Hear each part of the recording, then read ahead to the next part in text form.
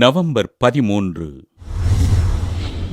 புனித ஸ்தனிஸ்லாஸ் கோஸ்கா.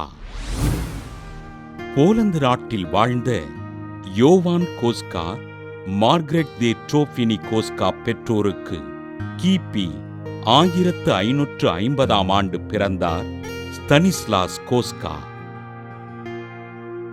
வியன்னாவில் இருந்த இயேசு சபை பள்ளியில் பயின்ற ஸ்தனிஸ்லாஸ் கோஸ்கா இறைபக்தியிலும் கல்வியிலும் சிறந்து விளங்கினார்.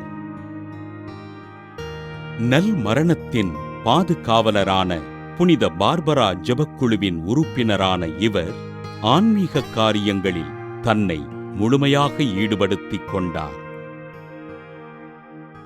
திடீரென்று நோயுற்று படுக்கையான ஸ்தனிஸ்லாஸ் கோஸ்கா நற்கருணை உட்கொள்ள விரும்ப புனித பார்பரா 2 வானதூதர்களுடன் காட்சி அளித்து இவருக்கு நற்கருணை வழங்கினார்.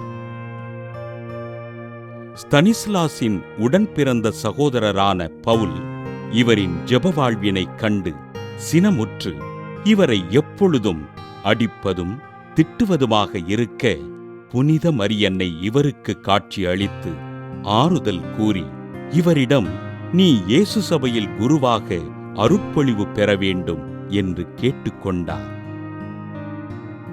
புனித மரியன்னையின் அறிவுறுத்தலின்படி இயேசு சபை குருமடத்தில் விண்ணப்பித்த ஸ்தனிஸ்லாஸிற்கு அனுமதி மறுக்கப்பட அச்சபையின் அகில உலக தலைவரை சந்திக்க கால்நடையாக ரோமை சென்றார்.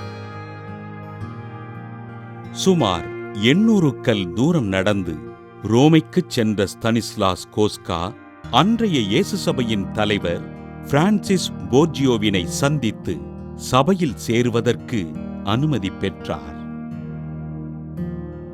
நவதுறவியாக 10 மாதங்கள் நற்பயிற்சி பெற்ற ஸ்தனிஸ்லாஸ் கோஸ்கா உடல் நலிவுற்று கிபி 1568ஆம் ஆண்டு ஆகஸ்ட் 15ஆம் நாள் விண்ணகம் சென்றார்.